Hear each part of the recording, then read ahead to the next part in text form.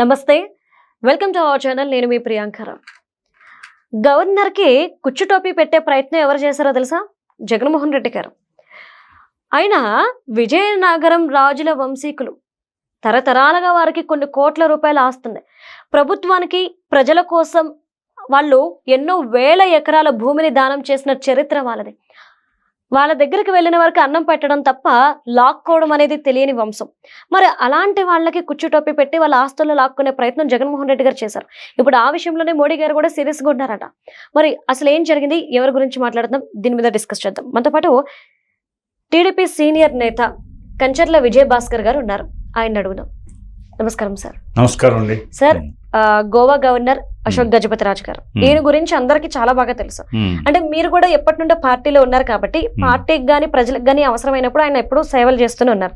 మరి ఇలాంటి వ్యక్తికి సంబంధించిన భూమిని వీళ్ళు లాక్కొని వారికి అన్యాయం చేశారు, ఇప్పటికైనా మాకు న్యాయం చేయండి అంటూ ఆయనతో పాటు ప్రజలు కూడా అడుగుతున్న తీరు. అసలు ఏం జరిగింది అంటే 2022 సంవత్సరం ఫిబ్రవరి 9వ తారీఖున జగన్మోహన్ రెడ్డి ప్రభుత్వ హయాంలో ఈ విజయనగర సంస్థానాధీశులకు సంబంధించి విశాఖపట్నం నగరంలో మహారాజాపేటలో ఉన్నటువంటి వారి వారసత్వ స్థలం మీద కన్నేశారు. జగన్మోహన్ రెడ్డి బ్యాచ్ కన్నేసి దాన్ని ట్యాంపరింగ్ ఆఫ్ రికార్డ్స్ అంటారు. రికార్డ్స్ని ట్యాంపర్ చేయించి దాన్ని ప్రభుత్వ భూమిగా మార్చడానికి ప్లాన్ చేసి, ఆ విధంగా ప్రభుత్వ భూమిగా మార్చిన తర్వాత వారి జిల్లా పార్టీ కార్యాలయం, అర్బన్ పార్టీ కార్యాలయానికి ఆ భూమిని 33 సంవత్సరాల పాటు లీజుకు తీసుకున్న ఉదంతం ఇప్పుడు మీరు పేర్కొన్నది. దానికి సంబంధించి విజయనగర రాజులకి విశాఖపట్నం నగరంలో చాలా భూములు ఉన్నాయి. అట్లాగే సింహాచలం దేవస్థానానికి వాళ్ళ వంశ పారంపర్య ధర్మకర్తలు సింహాచలం భూములు కానీ, విశాఖ నగరంలో భూములు కానీ, విజయనగరం జిల్లాలో లక్షలాది ఎకరాల భూములు ఉన్నాయి. సరే, అవన్నీ చాలా నిరుపేదలకు వాళ్ళు స్వయంగా అందజేశారు. వాళ్ళ నాన్న ప్రముఖ సోషలిస్టు కూడా, అశోక్ గజపతిరాజు గారి నాన్నగారు ప్రముఖ సోషలిస్టు. పోతే అదేవిధంగా అశోక్ గజపతిరాజు గారి అన్నగారు ఆనంద గజపతిరాజు గారు కూడా తెలుగుదేశం పార్టీలో మంత్రిగా, ఎంపీగా చేశారు. అశోక్ గజపతిరాజు గారు జనతా పార్టీలోనే 78లో ఆయన శాసనసభకు ఎన్నికయ్యారు జనతా పార్టీ అభ్యర్థిగా. ఆ తర్వాత జనతా పార్టీ విభేదాల వల్ల చీలిపోయినప్పుడు లోక్దళ పార్టీలో చరణ్ సింగ్ గారి నాయకత్వంలో ఆయన పనిచేశారు. ఆ తర్వాత వారు తెలుగుదేశం పార్టీ పెట్టిన తర్వాత తెలుగుదేశం పార్టీలోకి వచ్చి వివిధ స్థాయిల్లో శాసనసభ్యులుగా ఉంటూ, వివిధ స్థాయిల్లో మంత్రిగా, పొలిట్ బ్యూరో మెంబర్గా అత్యధికంగా సేవలు చేశారు.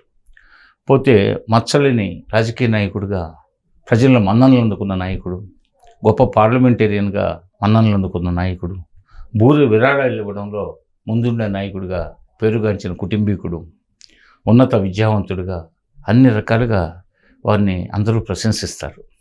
పోతే ఏ నోట విన్నా విజయనగర సంస్థానాధీశులను వచ్చి చాలా గొప్ప మంచిగా చెప్తారు. అలాంటి పరిస్థితుల్లో మరి ఆయన వయోభారం అయితే కానీ మరో పరిస్థితుల్లో ఆయన రాష్ట్ర రాజకీయాల నుంచి క్రియాశీలంగా స్వచ్ఛందంగా తప్పుకొని ఈరోజు కూటమి ప్రభుత్వం ద్వారా, పోతే నరేంద్ర మోడీ గారి సహకారంతో ఆయన గోవా గవర్నర్గా ఉంటున్నారు. అంతకుముందు కూడా మోడీ గారి ప్రభుత్వంలో కేంద్ర పౌర విమానయాన శాఖ మంత్రిగా విశిష్ట సేవలు అందించారు. అశోక్ గజపతిరాజు గారు అంటే గుర్తొచ్చేది పర్యాయ పదం ఏంటంటే నిజాయితీకి మారుపేరు, సత్యానికి మారుపేరు. అంటే గొప్ప స్టేట్స్మెన్గా ఆయన కొనియాడతారు. అసలు ఆ పేరు తలుచుకుంటేనే గుర్తొచ్చేది సత్యము, న్యాయము, ధర్మము, నిజాయితీ. పైగా ప్రాచీన సాంప్రదాయాలని గౌరవించే వ్యక్తిగా గొప్ప పేరు ప్రతిష్టలు ఉన్నాయి. అదేవిధంగా అటువంటి వారు ప్రభుత్వ ధనం తాకని వారు, పరుల సొమ్ము ఆశించని వాళ్ళు, వాళ్ళ సొమ్మే పరులకు దానం చేసేవాళ్ళు, వాళ్ళ సొమ్మే ప్రభుత్వానికి ఇచ్చేవాళ్ళు. అలాంటి కుటుంబానికి చెందినటువంటి మిగిలిన కొద్ది గొప్ప భూములను కూడా లాగేసుకోవడానికి ఈ రాబందులు కన్నేశారు. రాబందులు కన్నేసి ఆ భూమిని మహారాజాపేటలో విశాఖ నగరంలో ఉన్న భూమిని కబ్జా చేశారు. ఇది రికార్డ్స్ని ట్యాంపర్ చేయించి. వీళ్ళ ఒత్తిడికి అధికార పార్టీ కాబట్టి వాళ్ళది వైసీపీ నేతలది. వాళ్ళ ఒత్తిడికి తట్టుకోలేక ముఖ్యంగా అక్కడ విజయనగరానికి సంబంధించి కోలగట్ల వీరభద్రస్వామి అనే శాసనసభ్యుడు ఉన్నాడు. ఆయన వీరికి వ్యతిరేకం, రాజవంశీయులకి. ఆయన వల్ల, బొత్స సత్యనారాయణ గారి వల్ల, వీరందరి వల్ల ఆ భూమి ట్యాంపర్ అయింది. అది ప్రభుత్వ భూమిగా రికార్డుల్లో నమోదు చేశారు. ఆ తర్వాత అది లీజ్కి వాళ్ళ అర్బన్ పార్టీ కార్యాలయానికి వైసీపీకి లీజ్కి అని చెప్పే పేరుతో 33 సంవత్సరాలు తీసుకొని అక్కడ భవన నిర్మాణం కూడా చాలా వరకు పూర్తి చేశారు. ఈ నేపథ్యంలో అశోక్ గజపతిరాజు గారు ఈ పరిస్థితులన్నిటి మీద ఆ రోజు జిల్లా కలెక్టర్కి, ఉన్నతాధికారులకి తెలియజేశారు.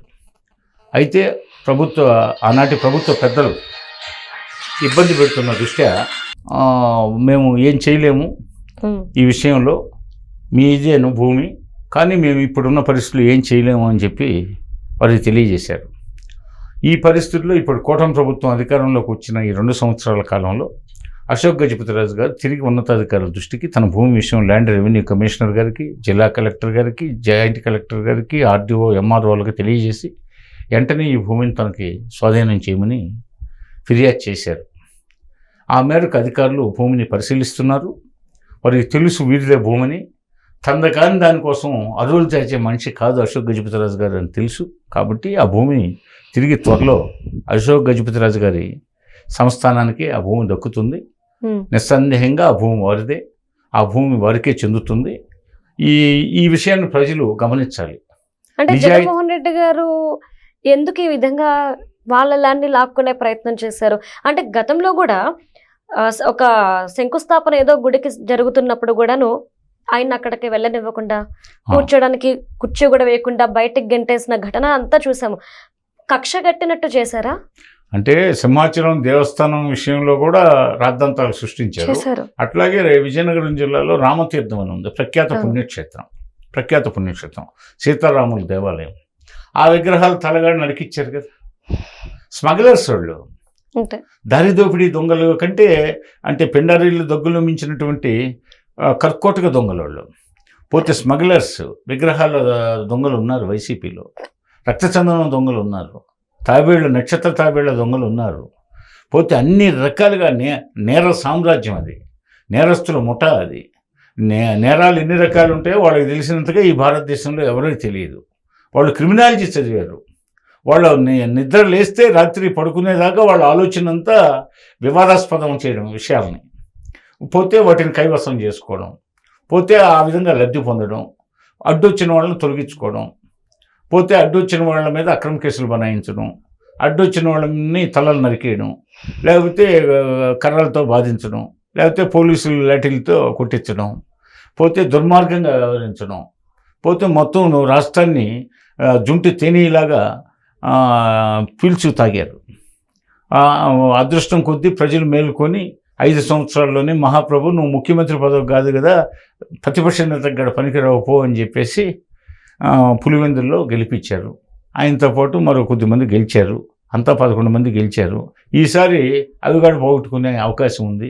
వాళ్ళ జ్ఞానోదయం అప్పటికీ కాదు, పుట్టుకతో వచ్చిన బుద్ధి పుడకలతో కానీ పోదని అలాంటి ప్రబుద్ధులు వాళ్ళు. కాబట్టి ఈ జగన్మోహన్ రెడ్డి ఇలాంటివి చాలా ఉన్నాయి, తొవ్వే కొద్దీ చాలా బయటకు వస్తున్నాయి. ఇంకా భవిష్యత్తులో చాలా విషయాలు బయటకు వస్తాయి. అశోక్ గజపతిరాజు గారు లాంటి వాడు తన భూమి అని చెప్పి తనకి న్యాయం చేయమంటే అధికారులందరికీ విషయం తెలిసిన వాళ్ళు అధికారులని, వాళ్ళ హయాంలో వందలాది మంది అధికారులని వివాదాస్పదులుగా మార్చారు. వాళ్ళ బలవంతంగా మెడ మీద కత్తిపెట్టి వాళ్ళకు అనుకూలంగా రికార్డులు మాయం చేశారు, తగలబెట్టించారు, రికార్డులు ట్యాంపర్ చేయించారు. వాళ్ళ పుణ్యాన ఉన్నతాధికారులు కానీ చిన్న అధికారుల నుంచి ఉన్నతాధికారుల వరకు ఎందరో జైలు పాలయ్యారు, పోతే కటకటాల్లో ఉన్నారు, అదేవిధంగా బెయిల్ మీద ఉన్నారు. కాబట్టి వాళ్ళ నాన్న హయాం దగ్గర నుంచి మొదలైన ఈ పరం జగన్మోహన్ రెడ్డి దాకా కొనసాగింది.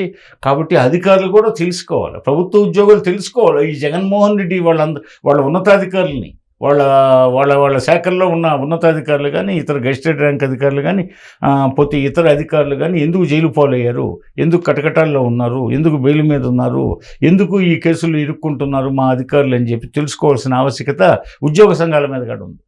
Thank you so much sir. Okay.